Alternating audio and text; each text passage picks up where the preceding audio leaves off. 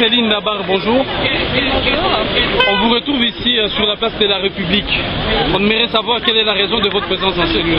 Eh bien en fait, donc, je suis Marcelina Nabar Montero, chargée donc, de la communication et du marketing du collectif des ressortissants sympathisants et amis de la Guinée-Bissau. Un collectif qui est né suite au coup d'État du 12 avril 2012 en Guinée-Bissau. Donc ce collectif est là pour condamner ce coup d'État du 12 avril 2012 et donc exiger en fait un retour à l'ordre constitutionnel, puisque c'est un acte que nous considérons antidémocratique et anticonstitutionnel, ce coup d'État. Et bien depuis 2012, nous manifestons à plusieurs reprises, on a déjà à notre actif plus de 6 manifestations, toujours dans le sens de condamner toujours cet acte putschiste que connaît la Guinée-Bissau. Lorsque vous parlez de l'ordre constitutionnel, vous vous basez sur quelle constitution? Eh bien parce qu'en fait, on avait, ce coup d'État est issu, en fait, faisait suite à des élections présidentielles qui ont eu lieu au mois de mars dernier en Guinée-Bissau.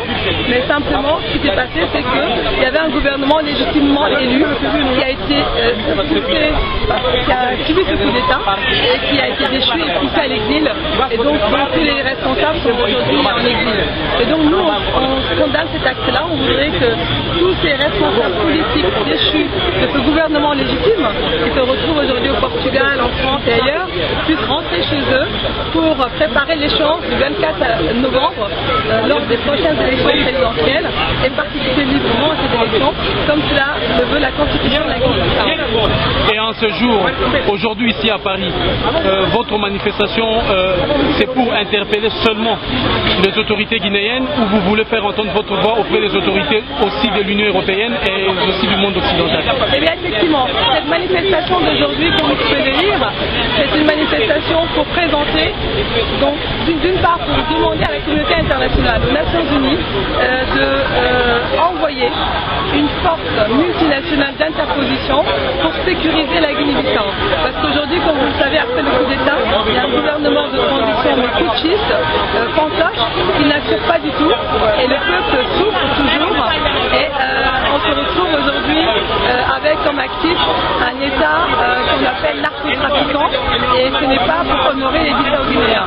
Eh bien nous, la diaspora Bissau-Guinéen, nous voulons ce retour à l'ordre constitutionnel d'avant le coup d'État. C'est la raison pour laquelle nous condamnons tout ce qui est coup d'État, tout ce qui est des organisations bien organisées, parce que c'est de ça dont il s'agit. Ils nous ont imposé un président de transition qui est arrivé 3e avec 15% des élections en question, qui est aujourd'hui le président de la République en transition en Guinée-Bissau. Cela n'est pas normal. Et celui qui s'est retrouvé en tête de liste au premier tour des élections présidentielles, Carlos Gomez Jr., avec 49,5% des voix, se retrouve exilé, porté à l'exil et à l'extérieur. Donc aujourd'hui, cette manifestation d'aujourd'hui veut demander à la communauté internationale, aux Nations Unies, de nous garantir, de nous donner des garanties de sécurité en cas de retour de ces leaders politiques déchus qui sont à l'extérieur, mais aussi de tous les peuples, de tous les ressortissants guinéens qui veulent rentrer, comme moi qui ne peux pas rentrer, pour la raison que nous condamnons ce coup d'État, donc nous ne sommes pas les bienvenus chez nous. L'histoire de l'Afrique semble un peu similaire et s'est répétée. Vous ne craignez pas en faisant appel à la force multinationale, à la force internationale de l'Organisation des Nations Unies, qu'il y ait un débordement comme les cas actuels du Mali où certaines populations estiment qu'il n'aurait pas fallu placer le Mali sous ces conditions? C'est une bonne question, mais simplement il faut savoir que dans le cas de la Guinée-Bissau, cela fait 40 ans que nous sommes indépendants. Depuis qu'Amilcar Cabral a donné sa vie pour que ce pays retrouve son indépendance, après 11 ans de guerre civile, tout simplement, la Guinée-Bissau n'a pas arrêté de donner ses coups d'État à répétition. Pratiquement tous les 2 ans, on peut dire que la Guinée-Bissau remet en place encore un autre coup d'État. Dès qu'un gouvernement arrive en place, si ce gouvernement-là ne laisse pas de marge de manœuvre militaire, eh ben on a un coup d'État. Et donc nous, la diaspora et le peuple bissau-guinéen, nous nous en avons marre de ces coups d'État à répétition. Nous voulons simplement vivre dans un pays en toute sécurité, pouvoir contribuer au développement socio-économique de ce pays-là. Et nous ne pouvons pas, nous sommes tous en exil. Il n'y a pratiquement plus personne en Guinée-Bissau. Tous les cadres bissau-guinéens sont en exil. Et aujourd'hui, ils voudraient rentrer, mais on ne peut pas rentrer puisque les militaires, c'est eux qui font et défont la loi. C'est eux qui font et défont les règles de jeu. Et donc, on ne peut pas continuer comme ça. Au cas du retour d'une paix durable en Guinée, votre collectif participera-t-il aux élections? Vous aurez envoyé des candidats ou vous-même avez-vous des ambitions dans ce sens? Le collectif de ressortissants bissau-guinéens est né, donc, comme je vous l'ai dit, suite au coup d'État du 12 avril. Puisque le collectif estimait qu'il y avait un gouvernement qui travaillait bien, qui était donc dirigé par monsieur Carlos Gomes Jr., qui lui est arrivé en première position avec 49,5% des voix au premier tour des élections présidentielles du mois de mars 2012. Et donc, on estime que ce monsieur-là a fait du bon travail pendant sa gouvernance de 3 ans avant les élections. Et donc, on voudrait qu'il puisse rentrer, continuer ce travail déjà qu'il a fait au niveau de la Guinée-Bissau, qui permet vraiment aux Bissau-Guinéens, à la diaspora, de pouvoir rentrer chez elle et investir, travailler, développer son pays comme on le voudrait. On sait bien qu'en Europe, pour la plupart d'entre nous, on a des boulots assez compliqués et pour certains, on n'a même pas d'avenir professionnel. Et bien, pourquoi pas rentrer chez nous, contribuer modestement, comme tout un chacun, au développement de notre pays. Vous ne répondez pas à ma question de vos ambitions. Et notre candidat. C'est le Premier ministre qui était donc en cours, en tête de liste pendant les élections présidentielles d'avril. Et il est actuellement au Portugal. Il a déclaré lors d'une conférence nationale au Portugal, à Lisbonne, la semaine dernière, qu'il était candidat aux prochaines élections présidentielles et qu'il se préparait à rentrer avec ou sans sécurité garantie de la part de la communauté internationale. Et donc, pour l'aider dans ce sens, nous souhaiterions faire appel à la communauté internationale, leur dire attention, cet homme qu'ils ont chassé l'année dernière va rentrer chez lui, on ne sait pas ce qui va advenir de lui si vous ne sécurisez pas le pays. Puisque les militaires ont déjà prévenu que s'il lui arrive malheur, c'est assez dépend.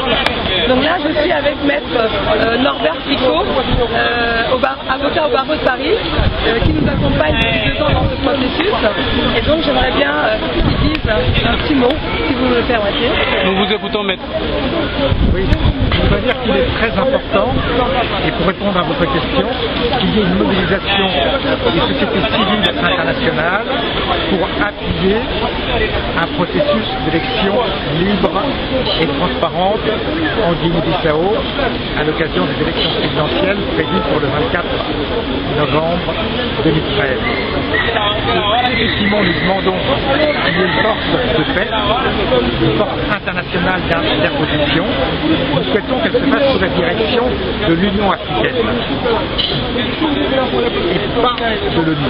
Ce soit prioritairement l'Union africaine qui organise cette mission d'interposition. Et par contre, nous demandons l'assistance de l'Union européenne pour envoyer des observateurs électoraux pour vérifier qu'il n'y aura pas de fraude et que le processus électoral se fera dans la transparence et que tous les candidats qui désirent se présenter, y compris Carlos Gomes Jr., qui avait gagné le premier tour des élections présidentielles en mars 2012, puissent se présenter.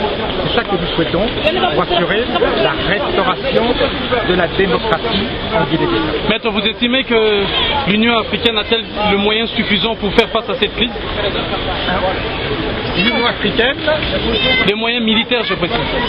Du point de vue moyen militaire, à l'occasion du 50e anniversaire de l'Union africaine, du sommet d'Addis Abeba, donc en Éthiopie, qui s'est tenu le 25 mai 2013, les chefs d'État réunis au sommet de l'Union africaine ont décidé de la mise en place d'une force de réaction rapide africaine.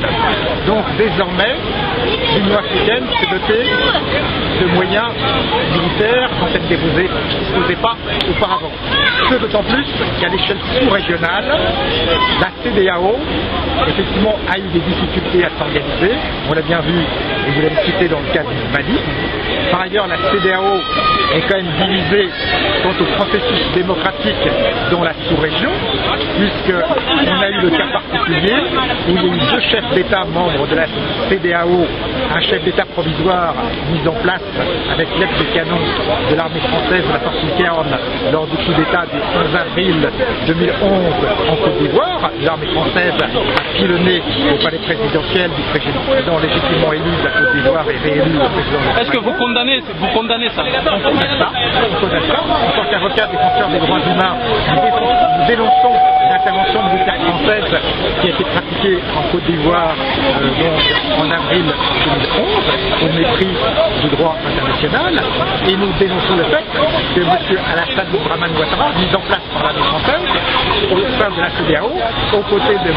Blaise Compaoré, chef d'État du Burkina Faso, l'assassin de Thomas Sankara, le grand militant panafricain, et agit pour cautionner le coup d'État militaire en Guinée-Bissau du 12 avril 2012. Ce sont eux qui ont fait pression pour faire en sorte qu'il ne soit pas le candidat arrivé en tête, Carlos Gomez Junior, comme ça a été rappelé, au premier tour de l'élection présidentielle de Guinée-Bissau en mars 2013, avec 47,5% des voix, qui reste en place. Et ils ont mis en place un gouvernement de transition sous contrôle de l'agent militaire et sous contrôle d'un régime de narcotrafiquants.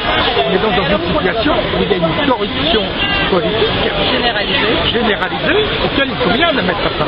Et malheureusement, la CEDEAO, compte tenu du fait qu'il y a y compris des complicités au niveau du trafic d'armes et du trafic de drogue dans la sous-région, ne prend pas ses responsabilités. C'est pour ça que nous demandons l'intervention de l'Union africaine.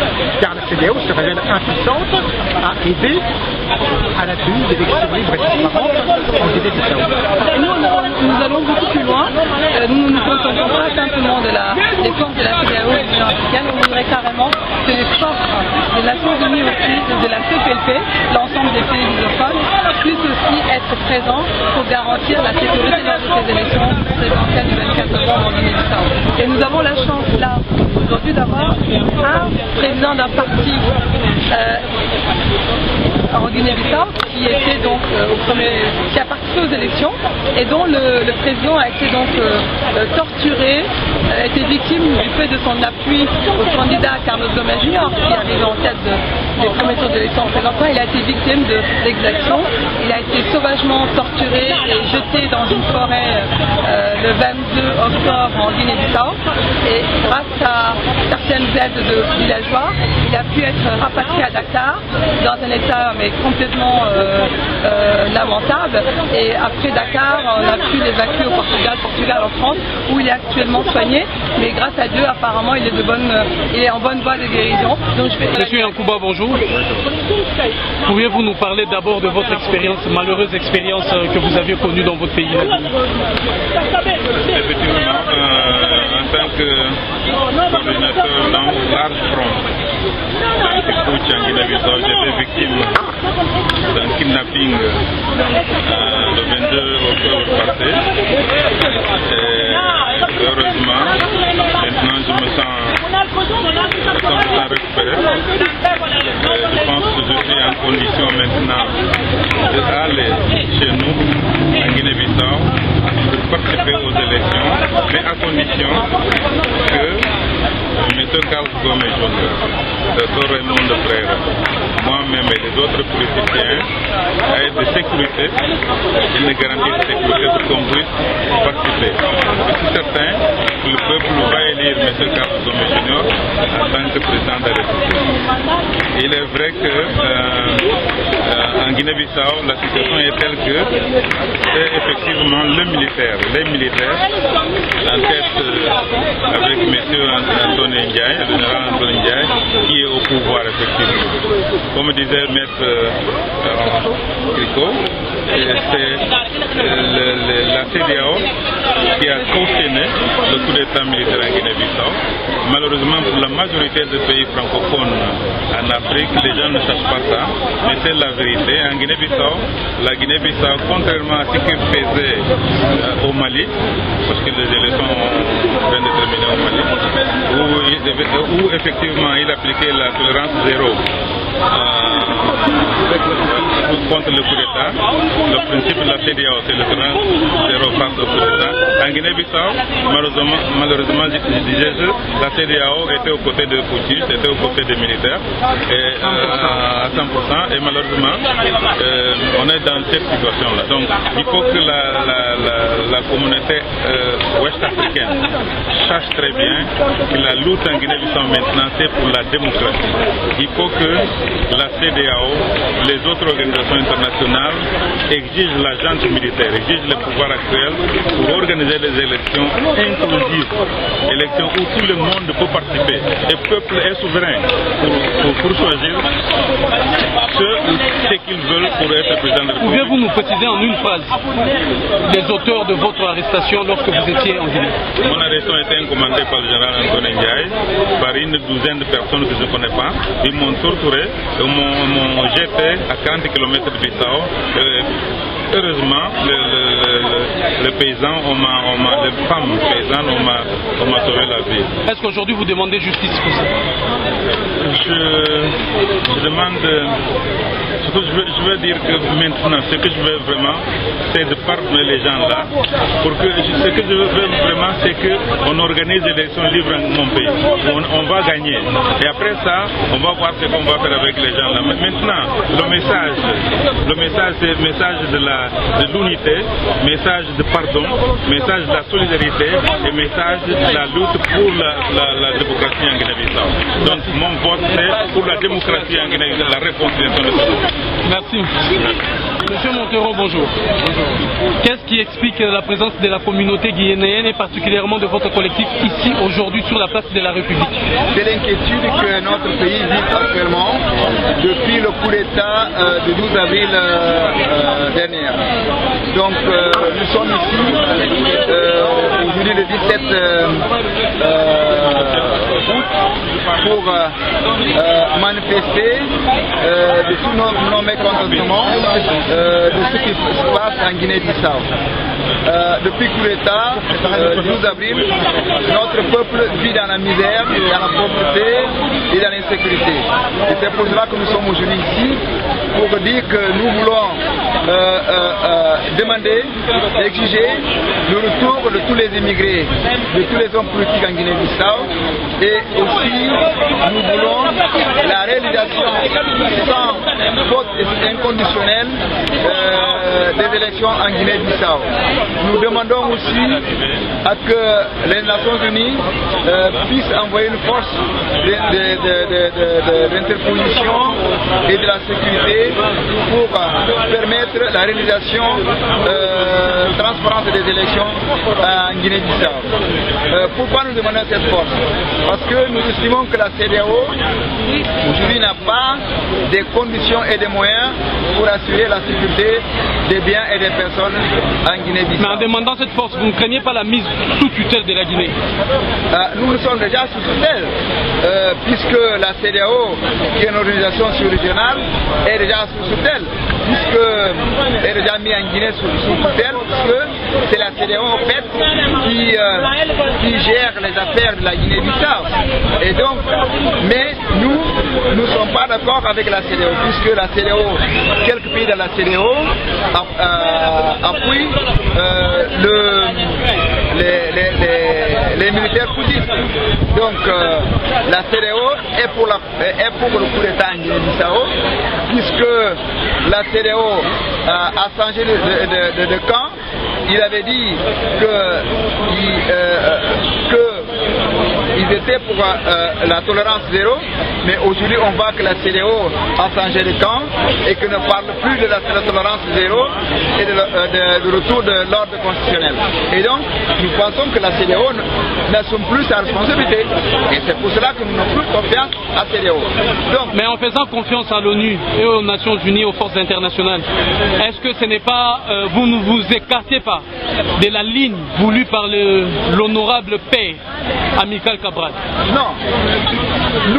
Nous sommes toujours pour l'unité nationale, l'unité sous-régionale, l'unité africaine.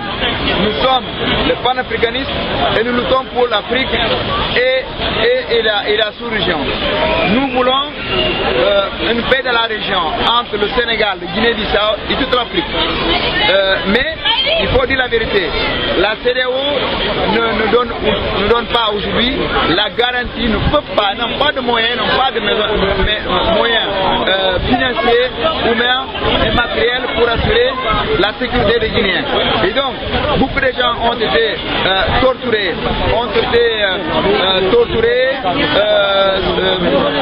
tués à la présence même de la CEDEAO en Guinée-Bissau. Donc aujourd'hui, les gens volent. Ils volent de poissons en Guinée-Bissau, ils volent de bois en Guinée-Bissau, ils font n'importe quoi en Guinée-Bissau, il n'y a pas la justice. Donc la CEDEAO, il fait que promener en Guinée-Bissau.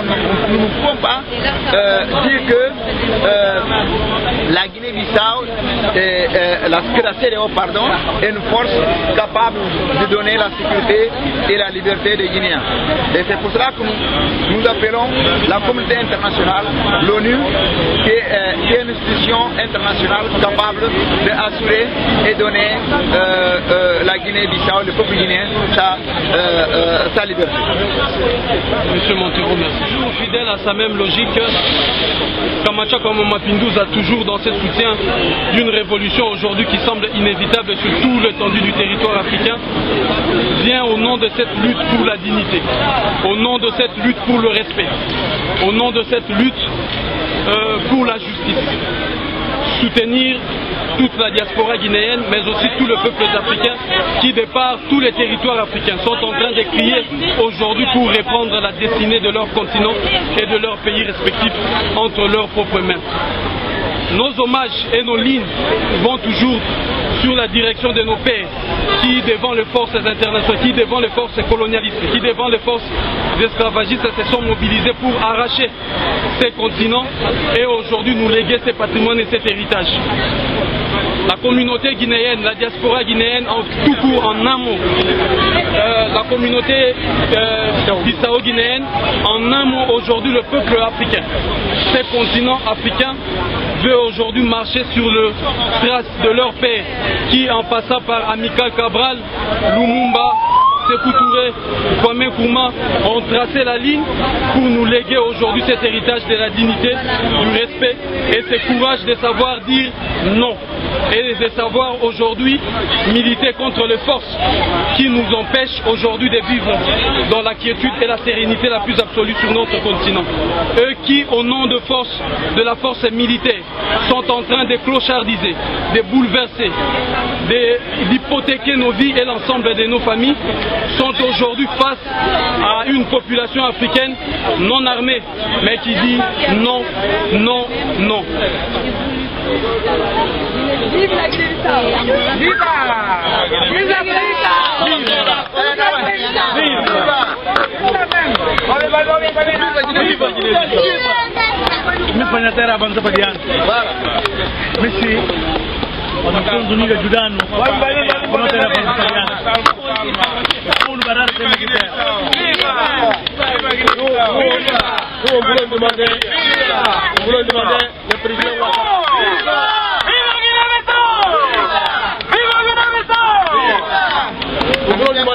Parce qu'il Lassana Ouattara, nous on savait comment il arrivait au pouvoir. On a savait comment il arrivait au pouvoir. Les jours du coup d'État en Guinée-Bissau, tous les peuples de Guinée-Bissau disent. Maintenant, on va voir qu'est-ce que Ouattara va faire. Nous, on a pensé ça. Mais Lassana Ouattara, il a fait tout au contraire. Moi, personnellement, Lassana Ouattara, il faut faire 20 ans au pouvoir, il n'arrive pas à réconcilier les Ivoiriens. Moi c'est ça, parce qu'il y a beaucoup de monde qui a mouru là-bas, beaucoup de monde qui a décédé pour se faire arriver au pouvoir. Lassana Ouattara, il nous montrait que c'est un président sanguinaire, parce que tout ce qu'il est en train de faire en Guinée-Bissau, il nous montrait qu'il est arrivé au pouvoir, c'est pas lui le vainqueur des dernières élections à Côte d'Ivoire. Moi je dis ça personnellement, c'est pas lui le vainqueur des dernières élections présidentielles. Parce que tout ce qu'il est en train de faire en Guinée-Bissau, il est en train de faire tout ce qu'il contraire. Parce que lui il a dit qu'il est arrivé au pouvoir légalement. S'il est arrivé au pouvoir légalement, il ne va pas nommer un président, un candidat qui a obtenu 15% du pouvoir comme président en Guinée-Bissau. Ça c'est jamais arrivé en aucun pays. Ça se dit que lui c'est un président sanguinaire. Ça se dit ça. Le président du Côte d'Ivoire, du Nigeria, qui coupe de son problème qu'il y avait là. Parce qu'il y a beaucoup de problèmes de Nigeria. Il y a beaucoup de problèmes au Côte d'Ivoire. Même comment on dirait, les pays là, qui règlent son problème, qui nous laissent tranquilles. Nous, on demande ces trois présidents qui nous laissent tranquilles. C'est tout ce que nous voulons dire. Merci. Viva Guinée-Bissau! Viva Guinée-Bissau!